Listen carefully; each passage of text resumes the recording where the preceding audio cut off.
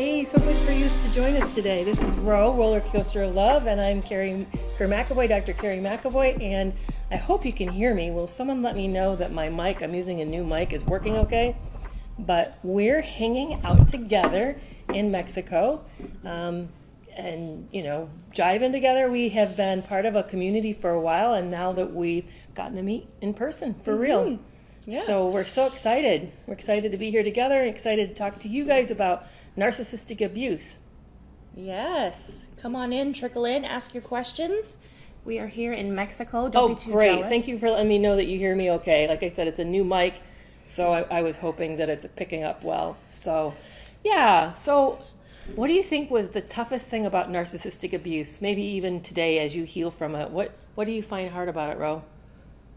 I think the biggest thing is coming to terms with that it happened and just realizing that this was abuse. It took me probably 2 years to identify it and call it abuse and be able to say, yep, that was abuse. The word was taboo. The word was hard to say and I felt the need to prove it to people that I was abused. Yeah, there is a lot of invalidation, a lot of minimization. Like when you share your story, people say, oh, it wasn't that bad, or they look at you with this look. I always love that look, Oh, like, sorry. Exactly. So sorry. I know. I think you're exaggerating is what I always think they think is that I'm exaggerating I or felt something. like they were sorry for me. Sylvia, hello. And can everyone hear me okay? On Ro's side, on Rollercoaster's side? So we both love to take your questions. Why don't you put in a thumbs up in front of the comment and let me know what you're thinking about with narcissistic abuse. What have you found to be super difficult or challenging, or maybe what are you going through right now that's really hard, that you're struggling with, that you would like some help? Rollercoaster, Ro, why don't you tell us a little bit about your story? I mean, people know my story. You may have read the book or whatever. In fact, she brought the book. I did. Yeah. It's in the other room. I need to autograph it for you. But so what about yours? What do you think tell them who you are. My name's Ro. I have another page on here, Rollercoaster of Love, which I'm live on right now. Anyone who's in my room knows I was with a narcissist for 14 years. We met when I was 22, and in fact, Kerry and I just had this conversation over dinner tonight, how we met. We met in a sales job. We're both very competitive in sales. We were both top sales in our teams, and we met and bonded that way, and it was fire. Like when I call it fire, it was passionate. It was a whirlwind romance. I felt like I met, and I was 22 at the time, I felt like I met the love of my life.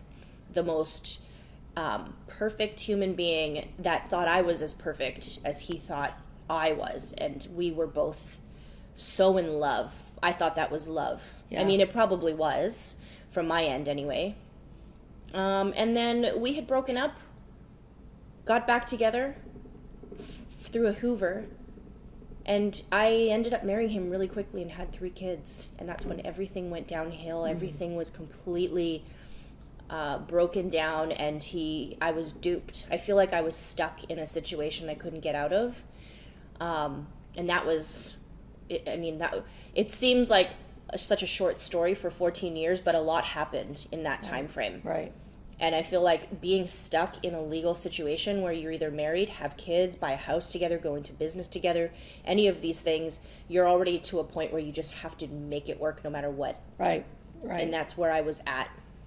One of the things that I just recently read I thought was fascinating is that we must always be prepared for a Hoover. The risk of it never goes away. It exists for forever.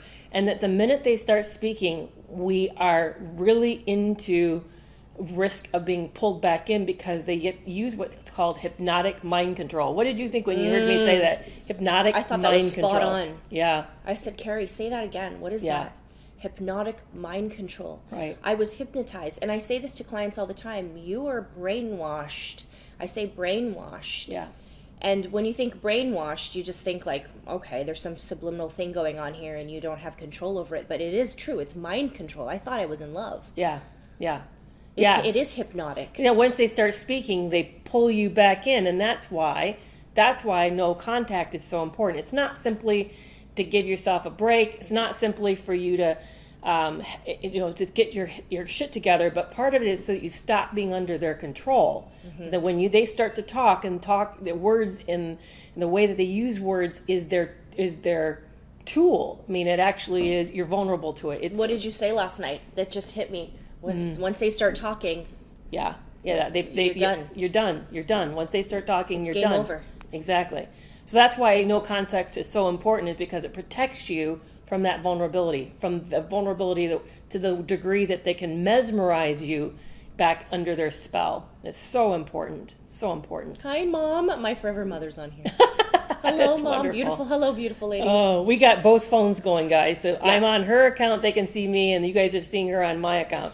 So it's so nice to have two people together who've been admiring her content for so long. Oh. You guys don't know who this is. This is a Rollercoaster of Love. You really need to be following her. She's an amazing person. So if you have questions for me, let me introduce those who don't know me. I'm Dr. Kerry McAvoy. I'm a licensed psychologist with over 20 years of counseling experience. If you want to ask either one of us a question about narcissistic abuse, about healing, make sure you put a thumbs up in front of your question so that we can see it. We're watching right now the comments. I know there's a lot of conversation between each other, but if you want to talk to us, put a thumbs up and then we'll make sure to address it. Thumbs up emoji. Yep, thumbs up emoji. Exactly. Yes, some of them do become dangerous. That is, narcissist is I've been doing some research into it right now, and I've been listening to one of the committee members who helped reformulate the DSM-5. So he was on the personality disorder committee, and he's been doing a seminar on the narcissistic disorder. And he said that people who have a personality disorder are disordered, meaning there's something missing in them, and they create chaos, disorder everything around them. Think of a hurricane. They sit in the eye of the hurricane, and literally they destroy everything around them. From their behavior, from who they are. It's not a condition that they suffer from. We suffer being around them. And one of the things he said I thought was super powerful is that they're incomplete human beings. Mm-hmm. Instead of us think of yourself having a toolkit of a personality. You have a lot of resources. Instead of having all the resources like empathy, judgment, impulse control, they don't. Trust, ability to work together. They're incomplete. And they over-rely and use the same tool for every situation. Sometimes in some situations it works, but in other situations it's devastatingly bad because it's inappropriate, it's way off balance, and it's hurtful. So when you start to think of it from that angle, this is not something that you can fix. This is something that's actually missing link. It's a deficit. It's actual deficit in a person. There's been a lot of questions coming in. I've got to put my glasses on so I can read them. How do you co-parent with them when legally court-ordered? Yeah, I think that it's a tough question. I think that it's important that you use situations like apps to reduce your contact with them. A parenting app that is controlled, where it's monitored. Also, as a life coach, that it would be a coaching session. If you ever have any questions about co-parenting, I co-parent or parallel parent with a narcissist myself. And this is something that I would want to dig into your home, find out what it is you're dealing with, and help you move forward with clarity. Right. I'm going to go back and see what other people said back here. You got a lot of thumbs up. I got lots of thumbs up, lots of thumbs up. So what is a Hoover? Let's start there. A Hoover it's a fancy way of saying, think of a vacuum cleaner. The Hoover vacuum cleaner, that's where it came from. They suck you back in. So hoovering is that they have contact with you. So what happens is they move, because they're incomplete human beings, they need resources, and they use people as resources. So when they run out of a resource and they don't have enough other new person or new assets or whatever that's giving them whatever they need, then they keep you on the hook in the line, and then they get a hold of you to see if you're available, so you can be the resource while they're in in between. Hey, Nia. So that's what a Hoover is. A Hoover is a utilization of you as a resource when they're short of other resources. The problem is this. They assume when you take them back that you've now approved of everything that's ever happened before. It's like you have now endorsed it. And so they think that they can even be themselves and worse. So please know that you're accidentally signing up for way, way more than what you had before. So please don't. I mean, both of us have been Hoovered. We've been Hoovered, and I got married. Oh, it's awful. What happens is you exonerate them from all their bad behavior by accepting them back. Right. They say, oh, well, if you took me at my worst, then I can be even worse. That's right. That's right. So please be careful about that. Please be careful about that. When does the rumination stop? Can you say more about what you're ruminating about? Because it could be about anxiety, something completely unrelated to narcissistic abuse. So let me know what you're thinking about when it comes to rumination. Why does my dad have no remorse and will never admit to it? He ruined our lives because of his narcissism. Because, as I said, it's not a condition. Think of conditions like having a cold or getting the flu. You know that you're vomiting and you're really sick and something's wrong with you. You know something's wrong with you. Well, narcissism isn't like a condition. There's nothing wrong. What happens is that you are you, but you being you creates chaos for everyone around you. That's a disorder. That's what they have. They have a disorder. And part of the disorder, what's missing is the ability to have self-reflection and empathy. So for him, he doesn't have a problem. He's happy. His life's going just fine. It's you have a problem with him, so that's your problem. So he has no sympathy. Well, it's basically the narcissist not even realizing what he's doing or what they're doing. They're unfazed, right? Yeah. It doesn't affect them at all, the chaos that they create. It only affects the people around them. There's a joke that's like, when you die, you affect everyone around you, and you're not affected. It's kind of the same thing as when someone's stupid. This is a joke, right? Yeah. But it's very similar with narcissistic personality disorders. The disorder is everyone around you is affected, and you as the narcissist is unfazed by it. Exactly, which answers a question on your page, Roy, when someone says, I feel like I'm the narcissist because they say something's wrong and I'm the problem. That's what they do. They don't own responsibility. They offload it into everyone around them. And so if you have a problem with the way things are going, it's your problem. Then you must be the problem. But that's a sure sign that actually you even asking indicates self-reflection, sensitivity. And so, no, you're not the problem. So, yeah, that's a great question. Hey, good job for Wildfire, who just got away from her narcissist of 2 years. 21 years. Awesome. Way to go. Snaps. Yeah, it's Congratulations. Wonderful. That's wonderful. Hey. Right. Oh, Nia, I was hoovered and then guilt tripped. Oh, yeah, that's a classic combo. It is. That is a classic combo. Hoovered, guilt tripped back, and then you're back into the cycle. Exactly. Yeah, and then Maisie M says she survived 45 years of a daughter of a narcissist, and it was the hardest thing she's ever done to leave. Yes, it is. I have to say, to the outside world, they don't realize the degree that we are trapped and paralyzed. That usually there's threats of intimidation and all sorts of even forms of extortion going on that really leaves you feeling afraid and overwhelmed. So I'm thrilled that you're out. That's awesome. Way to go. We are accountable for ourselves. Yes, exactly. We are, as survivors, we are, as people without this disorder. But survivors are very different from narcissists. Narcissists do not have that accountability. They don't know how to take accountability for themselves. Right. Or have the ability to self-reflect or take inventory of the things that they might have done wrong or their bad behaviors. They don't have that ability. They don't want to. It's not that they're not capable of it. They're 100% capable of it. They just don't want to. Yeah, it would mean that they have to then take responsibility. They would then have to control their impulses and show discipline. Well, that's going to crimp their style. They're not going to do that. I mean, to them, they don't see the benefit of it. To them, they live literally impulsively, spur of the moment, and they have a hard time finding more kind of disciplined, I'm trying to think of another word, sort of long-standing practices to meet their needs. They don't really have that built into themselves. They live very, very moment to moment. So, yeah. There's no benefit for that. Exactly, there's no benefit. Somebody wants to know how do you break the hypnosis. How do you break the hypnosis? And I want to first, before we co-parent, how do you co-parent with somebody? I think we kind of touched on that earlier. We'd really recommend that you get a coach. There are some coaches that will help you do that. There are apps that will act as an intermediary for you to contact or communication. This is why I do not go live late at night.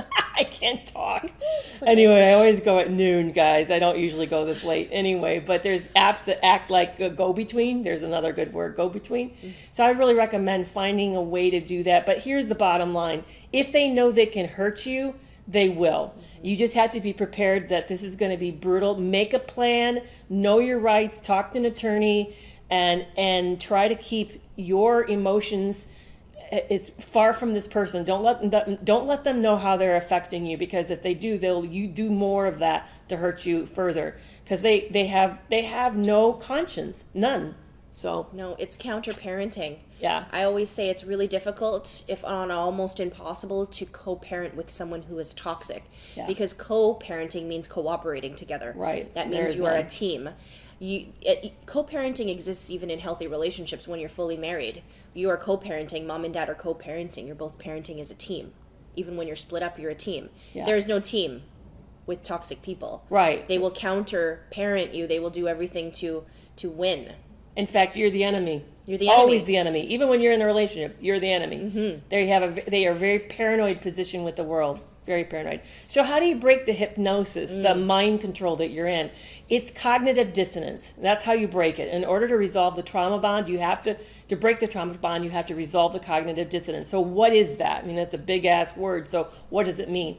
It is the confusion you feel between thinking you know what's real and what's real. Mm-hmm.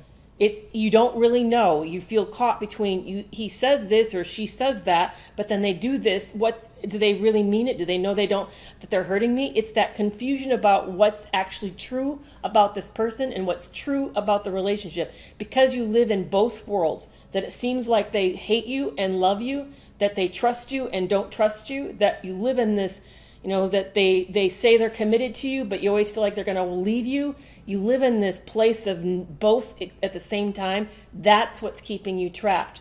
The way to break it is you have to come to the truth. You have to figure out what's real, and what's real is you never really met an actual person. You met an illusion. A ghost. You met a ghost. You met an illusion.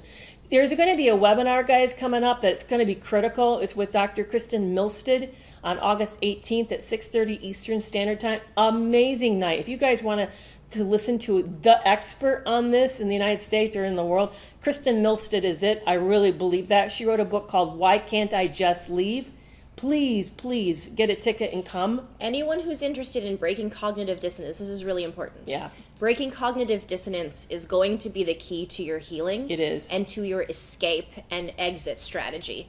Understanding what reality is, not being fooled and hypnotized by a narcissist, is going to help you understand what reality is and take you out of the I feel crazy mode. Yes. I am crazy. I must be crazy. Right? The am I a narcissist? That mode. You want to break that. If you want to break that, this webinar is going to be an amazing event. It is right on the link tree in my bio. Go up to the link tree. Go right now. Get a ticket under upcoming events. It's called Why Can't I Just Leave? Yeah. You get a ticket. Get it right now before it sells out. Come back and say, I got my ticket. Yeah, it's going to be incredible. She herself, she's a sociologist researcher who got into a toxic relationship with a narcissist herself. Actually, I think he's a destructive or a narcissistic sociopath. She tells about it in the book. This guy, his name is Amir, is who she calls him in the book. Oh my goodness, you think you're listening to the Tinder swindler. Seriously, this guy was like that. Yeah. And then she weaves into her book all about the research about why she had such a hard time setting limits, protecting her assets, protecting her heart. And she gives you and me the keys that she learned from this incredibly toxic relationship. And I'm so excited to get to interview her. It's going to be an amazing night. So, she'll be there answering questions. Yeah, exactly. It's going to be incredible. Yeah, and take your questions for the end of it. So there will be 30 minutes where you get to post your questions and direct them to her. This is really something that if you're serious about if you're serious about resolving cognitive dissonance, you want to make sure to check this out. Why am I so jealous of the new supply? It's been 5 years post, and he seems to be thriving, and I'm depressed. Okay, do you and I believe that this guy is thriving, Ro? Do you think this guy is thriving? No. Let's talk about what it takes to really make changes. Yeah. First of all, nobody does a 180 like that. Nobody changes overnight, right? It takes a lot of work. I know it's been 5 years, but what between 5 years ago and now has taught you about this person and if they changed? Who were you at the very beginning of that relationship when you first met this person? Right? That's who they are with this new supply. The new supply isn't better, and the relationship isn't better. The new supply doesn't know any better. Yes, and he's gotten or she's gotten better at being deceptive and manipulative because they learned what didn't work with you. Now they're doing it with a new person. So They got a worse It's an illusion. version, a worse version than you got. Yeah. Why do they look like they're thriving? I have my theory. What's your theory? They look like they're thriving because they're making you, it's optics. They want you to believe they're thriving. Everything they put on social media, first of all, how do you know they're thriving? Exactly. How are you finding this part out? Is it social media? Because let me tell you, when you look at someone's social media who is an abuser, a toxic person, when you take a little creep in, you're putting a needle in your own eye. You're hurting yourself by looking. But they put everything out in the public and on social media for you to see. Everything they post is for you to see. So if you're thinking about someone creating this, manufacturing this life that's perfect with this new supply, they're doing this for you to see. Exactly. Hello. Exactly. Yeah, it's an illusion designed to hurt you. Designed to hurt you. They're doing It's that not for you real. to see. Either just as empty, just as bored, just their life is no healthier, no more stable than it was before, unless he's or she's been doing 5 years of intense therapy, which I seriously doubt. I seriously doubt that.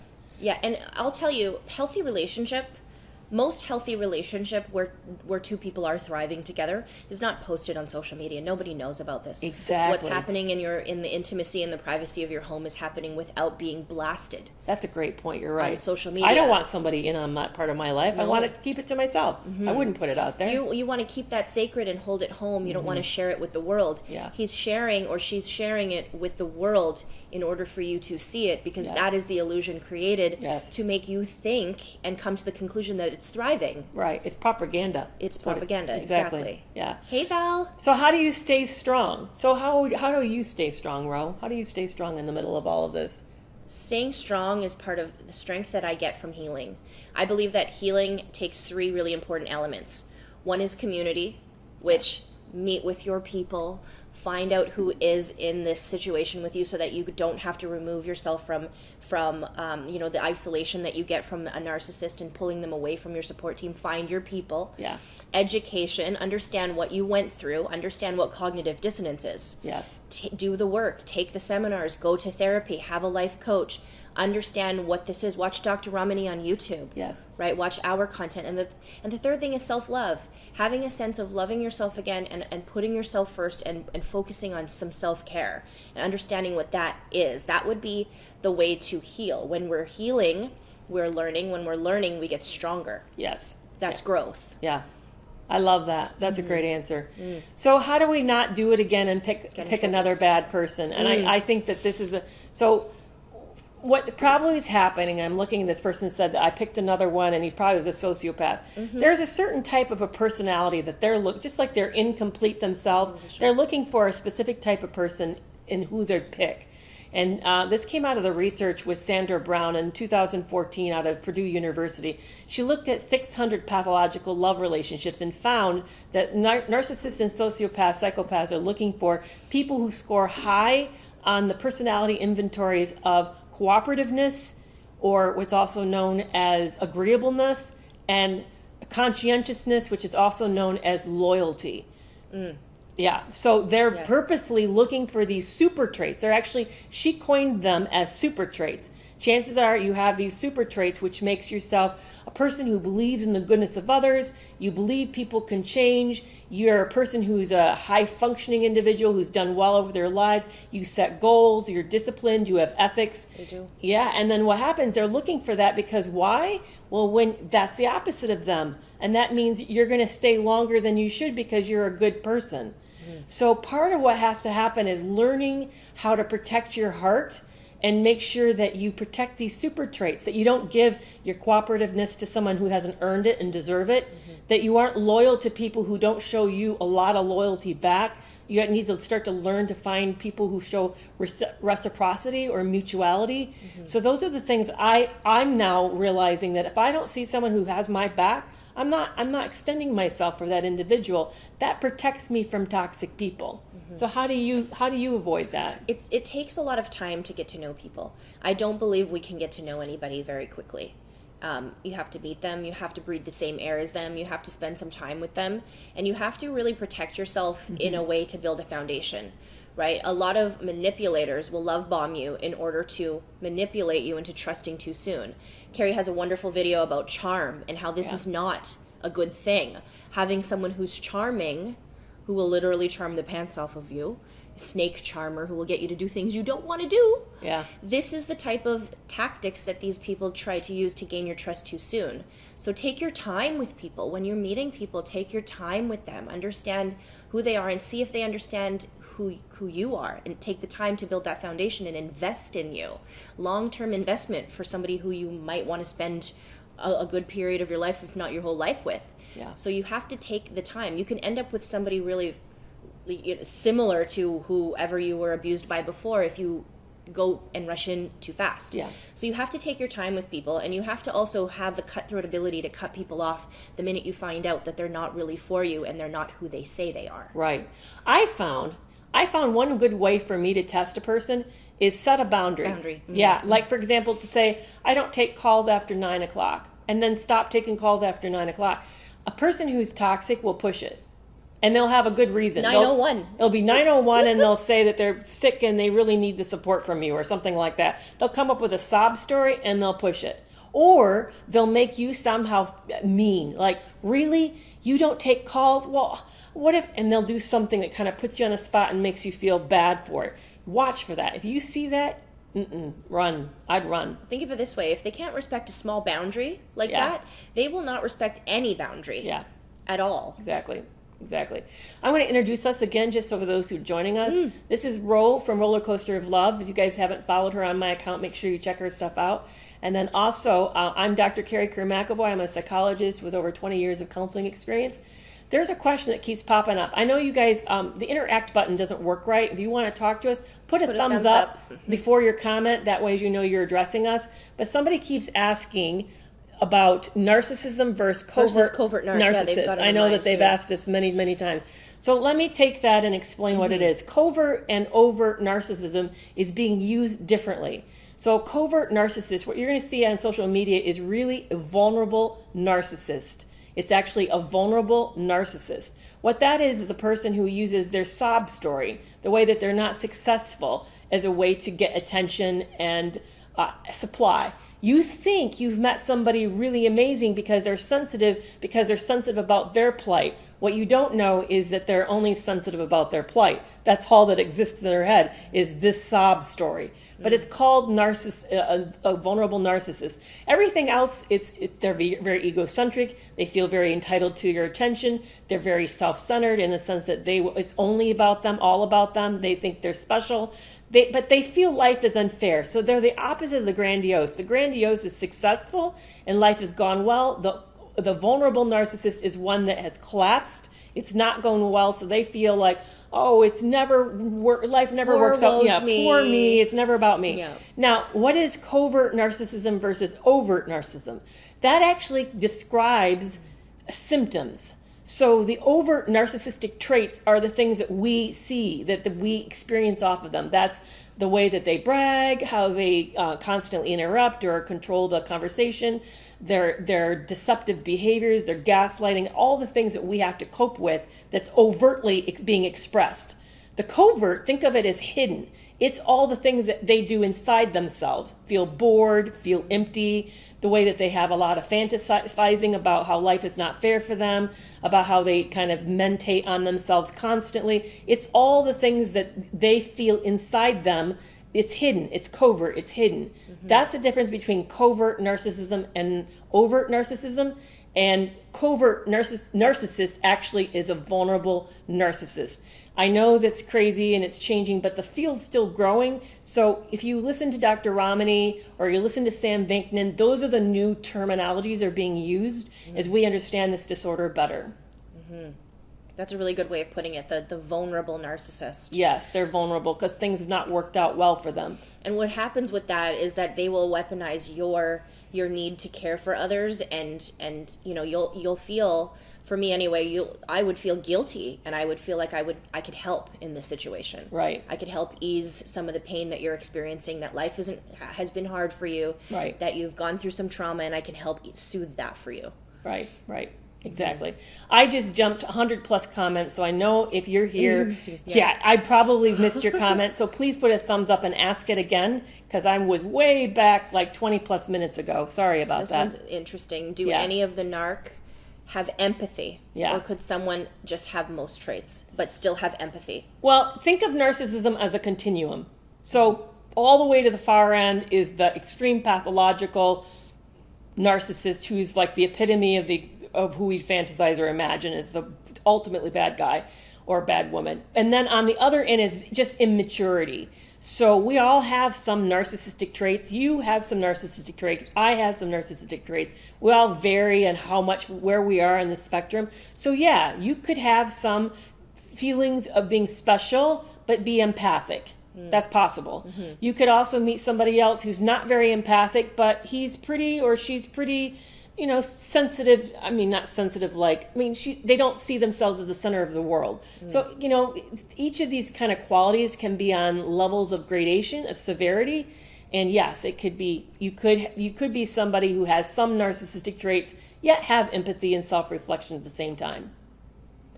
I know that you guys hear us be specific in gender, and why are we specific in gender? Well, first of all, because our narcissists were men. Yeah. So that's my experience, although I know female narcissists, I've had them in my life as well. But also because the rates of occurrence have more heavily into the male direction than the female direction. There's more borderline personality disorders of women than men, and there's more male narcissists than women. I think some of it's for lots of complicated reasons like cultural dynamics, the way we socialize boys versus girls. I think it's for lots of reasons. Probably some of it's genetic as well. But so I know it bothers people when they hear us sort of become gender specific, but some part of it is because of our life experience. But I catch myself. I do say they. I do say them, and then when I'm speaking about my own personal situation, I will say him, and sometimes I say him or her or her or him. Right. Someone wants to know, does two narcissists ever get together? Good question. And they do. They can. I don't think it's going to last very long. I think it's going to implode super fast. Mm-hmm. This is a good question for Lee Hammock. It's a good, or Ben Taylor, Raw Motivations and Mental Healness, who are both self-aware narcissists. I do believe that they have some experience in this, both being narcissists themselves and having an unaware, an unaware narcissistic lifestyle that they had. I know that they've spoken about it, but that poses the question about mutual abuse. Do you believe that that's a thing? Has that... Well, define it. I've heard this term, but I don't even know what people are talking about. People ask me all the time, do you think two people can abuse each other at the same time? Yeah, why not? Mm-hmm. Sure. I think all things are possible, right? Mm-hmm. Doesn't mean it happens very often. Okay, in psychology, here's a little rule about psychology. Psychology doesn't think of things as it always happens or it never happens. It's always in degree of it happens. Let's use something kind of off topic for a second. Okay. Say that you have a child who's struggling with wetting the bed. Okay, is that a problem? Well, all kids once in a while wet the bed. Mm-hmm. The problem is how often? Is it every night? Is it multiple times a night? How old? How many years has this been going on? Those are the things is what we want to know. Mm-hmm. Okay, so could we ever lose it and become abusive?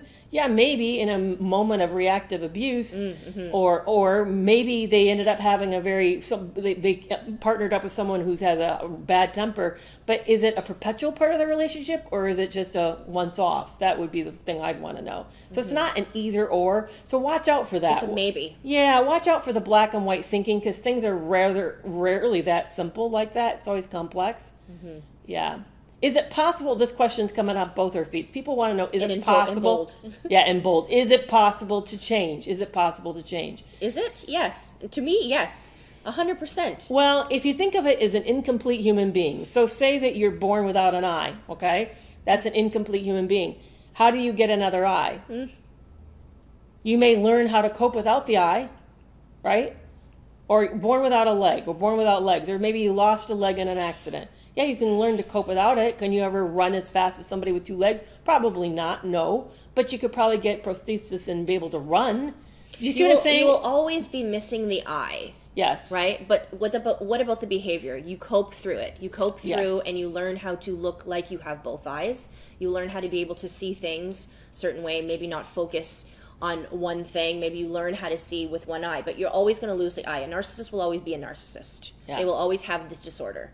Will they change? If you're talking about behavioral changes, what does it take for someone to change? You have to want to change. Yes. You don't know how to drive a standard vehicle, but you want to, so you learn how to drive one. Someone who says, I don't know how to drive it, they're very capable of learning how to drive one.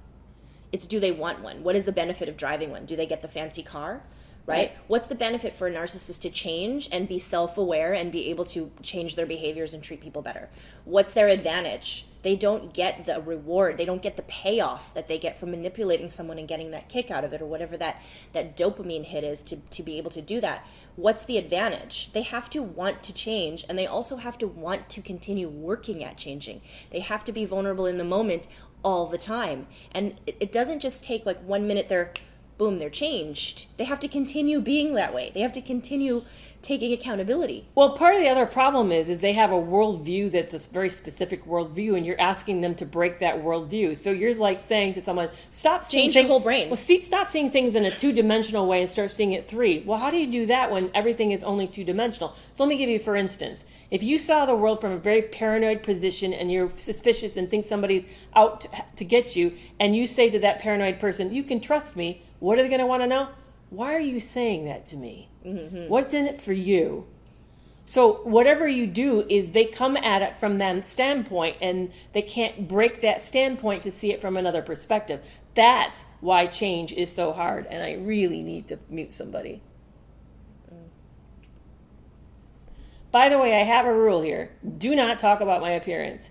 Don't talk about politics, and please don't talk about religion. We're here for mental health issues. Mm-hmm. So, great questions on brain traumatic injury. Can it bring out, can narcissism pop up later in life? People want to know that. That's a really good question. Yeah, I'm actually curious about the answer, your take on that. First of all, you can't diagnose someone under the age of 18. They have to be older than 18. This is a condition of adulthood. It's not a condition of child or adolescent years.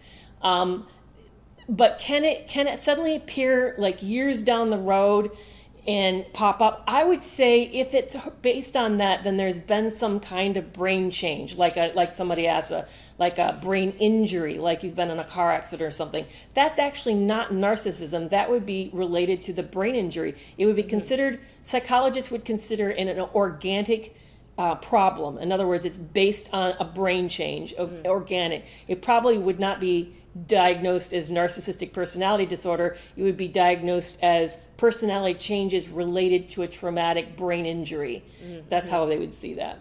Yeah, that makes a lot of sense. Yeah. Because this is, personality disorder is really a relationship disorder. It's a way that they affect the world. It's who they are as a person. So this would be based on a change in their brain, not based of them as a person. Or childhood trauma or history from childhood. Yeah. Do you think the diagnosed narcs on TikTok are actually helping or trying to get attention? My question to this is, does it matter? Mm-hmm. Yeah. So let's take it this way. Mm-hmm. I once had a colleague research the study of why do people have babies? Ask yourself, why does anyone ever think about conceiving and having a child? If you list all the possible reasons you can think of why someone would have an infant, they're all selfish. There is no good reason. Like legacy, that's selfish. Mm-hmm. I want to pass on I want to pass on what I know. That's self-based. Everything is self-based. You do a good deed, it's still selfish. Exactly. Because you're getting reward from that. Yeah. So when we kind of judge them for, are they using a supply? To me, the better question is, are they helping you? Mm-hmm. That's what I want to know. And Lee Hammock puts it really great. Why do I take this supply and hold this over any other kind of supply I could actually be getting, right? Supply for most narcissists is manipulating those that they're close to them, right? Those in their family. Yeah. Maybe their partner or their child or some sort of loved one who's in their personal life. Getting supply from TikTok isn't good enough. It's not the good supply. It's not the good stuff. Yeah, that's true. So what's you're not living in their life day to day. Day to day. Exactly. What's the manipulation, right? Off of a literal stranger on the internet. That supply is not very good supply. It's not grade A supply. So what's the point? Right. This is kind of how he puts it. Yeah, that's a great point. I like that. Mm-hmm. Someone wants to know, what tests should you request from a psychologist to diagnose narcissistic disorder? I would suggest that you let them know that you just have that concern and let them use their judgment. There are some tests that will check for it. They're not, most days we don't tend to lean into tests because testing is very expensive. And usually this can be determined in an interview, a couple interviews, which is more cost effective. So I'm not for sure a psychological test is necessary, but if you go in, anybody who does testing, personality testing, they would know what tests they would need to give. So how do we avoid making the same mistake we've suffered with our parents or with our own kids? So how do you do that? Good question. Yeah. I've actually worked through in therapy with this quite a bit because I know that leaving a narcissist in a dynamic where there's children involved it was a very incredibly hard decision for me. It was really challenging for me to cope with the first of all, the guilt and the projection from my ex to tell me that I was making a mistake and breaking up the family. First of all, growing up in a broken home is much worse than coming from a broken home, right? So having two types of households, one being abusive, one being healthy, and having your children be able to decipher which one and have that comparison is a lot healthier than just living in one home and having no choice at all. So that's one thing. The second thing is I have no control over what the narcissist in my life, the father of my children, do in his home, right? So what I do, and I set apart my goals and my plans for the children and be in control of how my healthy household is ran. So I don't know what mistakes, because I didn't have narcissistic parents. It's a very different thing. I have a narcissistic ex. I don't know what he'll do with the children. Yeah. I can only control what I do with my children and show them the difference. So I think leaving, number one, was the number one thing that I could do to help them succeed and help them stay healthy and not fall into whatever this trap is that you might be in fear of. I have no control over that on their end. They can be discerning on their own. I can only give them that lifestyle, and I can give them that parenting household that I get to control now. Right. Not being an abused, battered wife. Right. Yeah. Your own model. You modeling a different. I model it right. from my side, and I have no control over his side. Right. And that sets me the freedom of saying this is now in my control. Right. I think also just being a good resource of emotional support, where when they come home and have a rough time, do not ever make them pick sides by running the other parent down. That's you will cause your children to not pick you if they feel that you're not safe. They always, I've seen it when I worked with children in a psychiatric facility, they will always protect the more fragile parent. And obviously a narcissistic parent is going to be the more fragile one. So make sure you don't run that other individual down. But if they come home and they've had a rough experience and something went wrong, you can certainly lend an ear, be supportive, talk about, how it was for you when you had something similar happen in your life, not with that person, but in other spots of your life. All of these things, in other words, teach them how to handle emotions. Let them have the emotions. Goes a long, long ways. Let them cry. Let them share with you how they feel. Right. Make sure that they are heard and seen and visible to you, because that would be one thing that I would be in fear of, that they are not allowed to have emotions. Yeah. Right. Because as the wife, I never was allowed to have that emotions. And I know that that's kind of how he grew up. So let them feel. Let them show them that they can depend on you for that emotional regulation as children. Right. Someone asked again, this question's come up earlier tonight, but how do we know that you're not the narcissist? Right. If you really are unsure, I would strongly urge you to go see a counselor and ask and have them sit with you and spend time with you and kind of process why you're feeling like maybe you're the problem. My suspicion is, I'm going to make a bet with you, my suspicion is that you're in a relationship with somebody who's very toxic and they're making you the problem because you're having issues with what's happening in the relationship. Yeah. And so as a result of that, you're taking it on and trying to fix things so things get better. But I bet you, as you take more on and try to be better and be better and be better, it's not good enough. This person continues to find more wrong with you. You're in a losing proposition. That's my suspicion of what's going on with you, unfortunately. Make sure you guys put a thumbs up ahead of your comments so we know you're talking to us. Somebody asked a really good question back a ways, and I want to go back to it. Why do they always want to manipulate us? Oh, and the other one, it was really great, is how do you grieve the loss of the person that you thought you met? Oh, that's I a great love question. that one. That's a great question. Didn't it feel like that to you? You do have to grieve. Yeah, it felt like a death to me. I felt like I was widowed.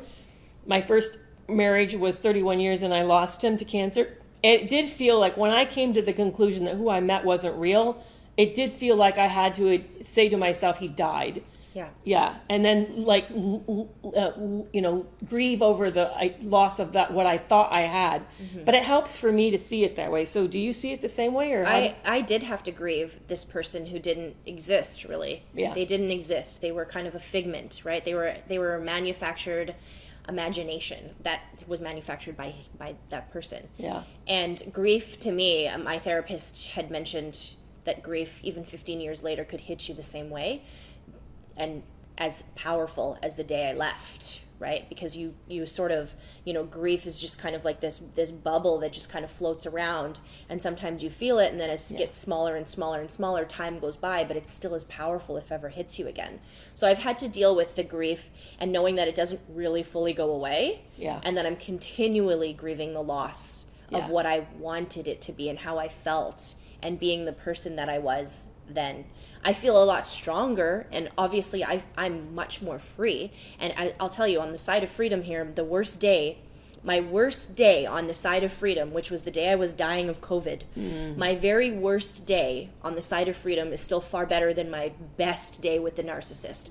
Freedom is always better, but I will still grieve it, because that side of me thought, in the moment, I thought everything was perfect. Yeah. In fact, when I feel that nostalgia, or remembering a good moment, or remind myself that was what I thought was real, but it wasn't really real. What was really real was, and then I tell myself the truth and say, yes, this really hurts, but this is what's real. That was only a mirage. And then I say, it wouldn't have been nice to have met a real person, but I never met a real person. That's what I do. It helps me kind of get through it so I can move on and not get caught into the cognitive dissonance again, which let's talk about that again for a second. Because cognitive dissonance, guys, is where we get trapped. It is what we get confused about, what's true and what's not true. So when you even have those moments of nostalgia, you're for a moment caught into, well, was it really that bad? Or maybe if I had tried harder, or you get caught into this weird thinking. No, it was an illusion. The person you met wasn't real. So if you want to break all of the bond, you have to resolve the confusion, resolve that. There's going to be a seminar coming up on August 18th at 6:30 Eastern Standard Time with Dr. Kristen Milstead. She wrote a book called Why Can't I Just Leave? She's a sociologist, researcher, who also got into a narcissistic abusive relationship. It's going to be an amazing evening. Can't say enough about really urging you guys to get tickets to this. You can find tickets, both of our pages. Anyone who's on my chat right now, you can go up to the link tree in my bio right now and you can book it under upcoming events. There's a little link and it sends you right to the page so that you can get your ticket. Right. Excited for the webinar. Brittany got it. Anyone else who wants to get it, just pop your hand up and say, I got it. You can leave the live. You can actually stay in the live and go right to my link tree and get that ticket right now, and then come back and say, got one. Yeah. And it's going to be an amazing event. I would, if you want to break cognitive dissonance, that would be the best way to do that, is to check out that event. It's going to be amazing. Yeah, exactly. 30 days free of a narcissist. Oh, Yay! Yay, awesome. That's wonderful. Me too. Wonderful. July 31st. Got it. July 31st, actually, Gender Ender is my group coaching, which is almost sold out. I think there's only 2 seats left. So if anybody wants to do my very first group coaching, which we're going to do monthly, you can go under Linktree in my bio under upcoming events. Both of those events, why can't I just leave? Yep. And my group coaching event, they're both under there, and you can buy tickets for both of those events. Since we're talking about grief, somebody asked about, so what do you do when your parents are also, you've had ill parents, like narcissistic parents? Now Rope says that didn't happen to her, but it has happened to me. So how I handle it is that, I feel orphaned, honestly. It's how I feel, emotionally orphaned. But what I've learned is how to step in for myself. I've had to say, I don't know what it feels like to be really mothered or parented, but I do know how to mother. I can love others. I know how to give of myself, and then learn to give that feeling towards myself when I'm having a rough time, to step into those kind of empty spots, those painful spots, and then show up for myself instead of waiting for someone to show up for me. You know that hunger you feel? You can learn to do it for yourself, to give meet those needs for your, I know I've said it multiple times, but Got mine. We got Kale. Awesome. You got your ticket. That's awesome. Anyone else who gets their ticket, come up and let us know that you got it. Thank you. Yeah. Emotionally orphaned. I've never heard it described that way. Yeah, spot on. It is spot on, isn't it, Brittany? Yeah, that's how it feels to me. I feel emotionally orphaned. Yeah. Yeah. I love that. I had a therapist tell me this. She said, whenever you feel something that's really hard, you have an emotional experience, ask yourself this question. Is this a new feeling or an old feeling? Oh, good question. And if it's a new feeling, she says, you're an adult. You got it. You'll figure that out. And it's true. If it's a new feeling, you generally know what to do. Like, hey, something's going wrong with work. Oh, I just need to talk to my boss. Or I know somebody who might know an answer. I'll go see them. You know what to do. But it's the old feelings that trap us, that feel overwhelming. That's where the lack of parenting was. Those are the moments where you then say, okay, big me, the grown-up, loving, supportive, compassionate me, step into the little wounded, scared me and talk to me. Mm-hmm. That's how you deal with these old feelings that you have. And I'll tell you, it's helped me so much to do that. Well, it's comforting your inner child. Yes, exactly. Other questions for us tonight? If you put a thumbs up ahead of what your thoughts are, that I would be happy to, both of us, talk to you about it. I'm just keeping our boundaries in place here. I'm going to see where we're at 50 minutes. Yeah. I like to keep a boundary of 1 hour on lives. We know this. Yeah. So we've got about 10 minutes here. If you have any other questions, put a little thumbs up emoji so that you know you're speaking to either of us. Right. And you can either say Ro or Kerry, or you can just ask the question and we can answer. But definitely share with us what you're wanting to know, what you'd like us to talk about, any questions that you have. We're talking all about narcissistic abuse. We're here in Mexico. We just met yesterday. Yeah, yesterday. Exactly. We've been here for 2 days in Mexico now. Yeah. And we've known each other on TikTok for quite a bit, and we've been admiring each other, and Kerry's been my mentor. Right. And helping me through a lot of things personally, and we've talked like we've met each other, and now we've been able to... It was incredible yesterday. It was. It felt like who I knew online was just who I met. It's been really wonderful. Really so if wonderful. You go to my last video and also on Kerry's side, and if you don't know Kerry McAvoy, it's Kerry McAvoy PhD. It would be her TikTok handle. Anyone on my side who's not following Kerry yet, I would go follow her. And then you could see both of our content, but both of our, I think ours our last video, unless you posted another one after that, is our meeting, and they're incredible videos. So you'll be able to see that energy. I can feel the energy, mermaid back girl. Yes, bro. Yeah. Does alcohol make abuse worse? Yes, because it's disinhibited. So disinhibited. So yes, they're gonna everything now. Does alcohol make you do things that you shouldn't do? No, but it will disinhibit you so that you do what you probably shouldn't do. Now you're more likely to do. You become more impulsive. Right. So that's why abuse often happens. In fact, one of the lethality measures that they look at is they want to know if there's any drugs or alcohol involved, and that says that it's more of a lethal situation. So please be careful when you're you feel the energy tension building and this person's drinking. Make sure that stay safe. Please stay safe. It's pretty common. I see a lot of survivors having alcoholism in their partner. Their toxic partner will have either alcoholism or any other addiction issues that they have to also cope through. And I always say, well, that's two problems. Right. You know, the addiction is one problem, the narcissism is another. That's just two reasons to get help. Right. And to stay safe and or leave, make a plan to leave. I do go live, by the way.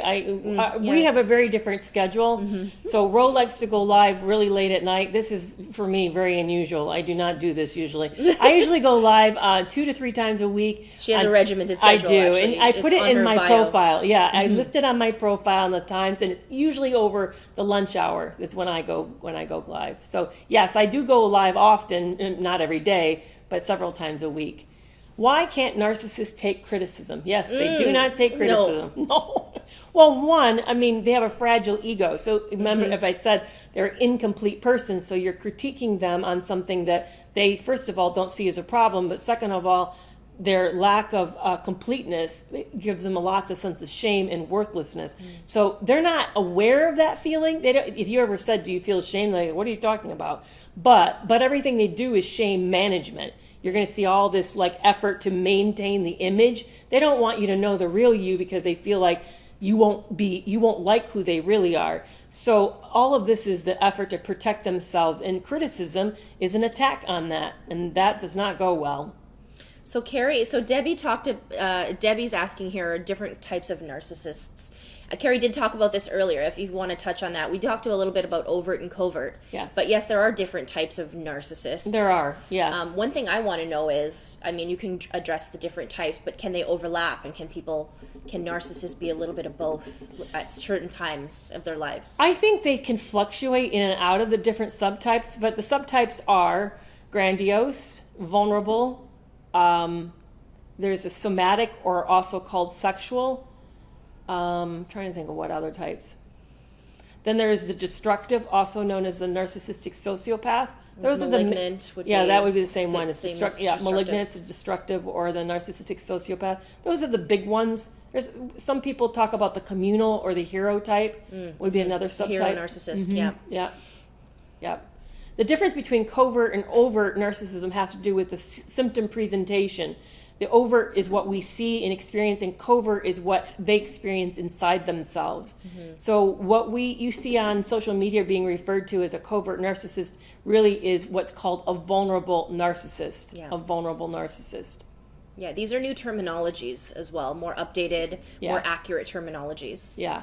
So is it passed down through families? Yes, there is some thought that maybe some of this is genetic. I think you're going to find that there's not one answer for everybody. Yeah. Just like there's different kinds of colds, viruses. I think you're going to find there are different types of narcissism. Different strains. Yeah. Some of it is genetic. Others of it might be related to early childhood trauma. Some of it might be childhood year rearing. You're going to find lots of causes of narcissism. I don't think there's one single cause. I think it's for lots of different reasons.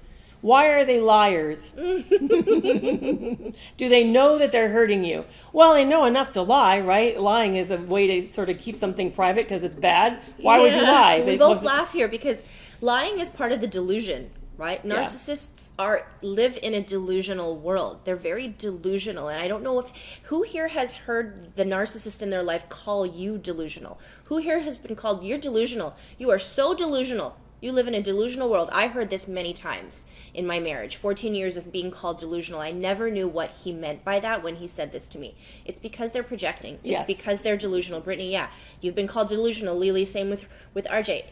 They do this because they believe their feelings are facts. Yes. They believe their lies to be true. This is why they lie so much. Yes. Because they believe their lies are truth. Yes. And when they feel something, for example, I'm a narcissist and I feel jealous because you looked at somebody at the Starbucks. So you must be fucking that guy for you to look at it. You're exactly. definitely, that's cheating. I swear. But. That's okay, I swear in mine all the time. And it's late, so we're allowed to. So you're cheating. You're cheating because I'm jealous. Because he felt it. My jealousy is a feeling. The fact is, you're cheating. That's now reality, and it perpetuates reality. Right. Now they live in the delusion that you are a cheater. Therefore, he's allowed to cheat on you because now that's the justification. Yeah. If you're cheating on me because I feel jealous, if I feel jealous, then you must be cheating. If you're cheating, that's now my reality. And the more they say it to themselves, that's the truth. They don't believe they're lying because now they think that's true, and now I can cheat on you. And there's a second reason that this is happening. They compartmentalize. So the minute that something happens and it's over, in their mind, literally, they've shut the door. It's as if it never happened at all, and they move into the next moment of their life. So there's no continuity in time. There's no continuity in their selves. There's no continuity in their relationships. So that's how they can literally flip from person to person and be someone different. Is the minute they shut that door on that relationship and go into in a box. They put it in a box and put it away, and then for them, they may have been cheating with that person, but they're home, and now they're the best dad, best mom ever, and they're the best husband or best wife ever, and they don't even know what you're talking about because to them that box is out of sight, out of mind. It's as if it never happened. Or have you noticed if you bring up something that has no closure and you say, we didn't finish talking about, you're ruining the mood. Why do you have to bring it up? And you're thinking, because we never finished the conversation. Well, because they closed the conversation down. It's over. To them, it's over and it's never to occur again. And they literally put it out of mind. In fact, somebody asked, why do they always stonewall? Well, stonewalling is a great way to end something. For them to say, I don't like this conversation. I'm going to compartmentalize it, put it away. I'm going to just walk away. And then in my mind, we're done and I'm never going to hear about it again. It's a way for them to sort of control the dialogue, control the reality, but also to control you. Yeah. And avoid. What I've noticed is a lot of the times, I don't know if you've ever noticed, hands up if you've ever noticed, there is no good time ever to bring up a argument that you had that they would promise you it would be resolved. Let's talk about this another time. Let's talk about this another time. This is not the right time to talk about. Let's talk about this another time. Then when you talk about it, there's either two things will happen. One, you've ruined the mood. I was in such a great mood.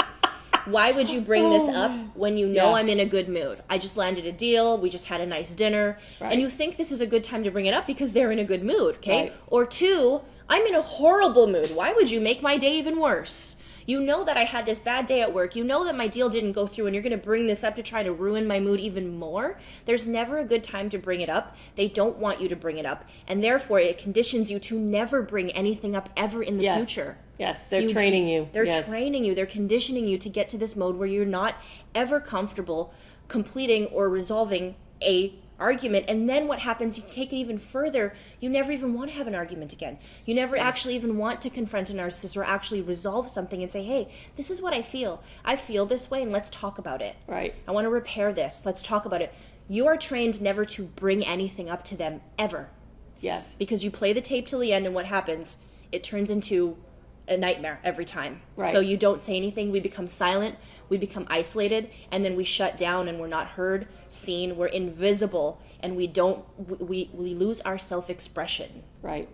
This is what happens. Right. So to wrap it all up, and thank you so much for hanging out with us tonight for the hour. Make sure you get the tickets for the Why Can't I Just Leave webinar. But to wrap it all up, so if you're an incomplete person who's missing some internal resources, and you then want your life to be better, you're going to lean in everyone around you to fix it for you, to keep you in a good spot. And that's why you're doing all the things that you're doing, and that you get upset when they disrupt it. But because you lack the sensitivity or even the concern to be able to see anybody else, then you don't care that you're destroying everyone's lives around you. You're just using them so that you feel better in this moment. Mm-hmm. So that's why it's just so sad. It's really, really, really sad. Healing is really important. Stay in this community. Be a part of what we're doing here, which is educating and bringing attention and awareness to narcissistic abuse. Education and knowledge, community, and then the last thing is most important thing is self-love. Yeah, exactly. I'm going to be talking about self-love all in my group coaching session coming up July 31st. If you do want to get tickets for that, there's only a few seats left. Go to the link in my bio under upcoming events. There you will also see the event that Kerry's putting on that's on there too, and you can just click that if you want a ticket for that. Why Can't I Just Leave? And both of these, one is going to break cognitive dissonance. My event is going to help talk about self-love. Yeah. And these are the three pillars. Healing is so important from this because, yes, you're so right. It's so sad. It is. You guys are amazing. Thank you so much, guys. You guys are the best. Thank you for being here. Thank you for letting us hang out with you tonight.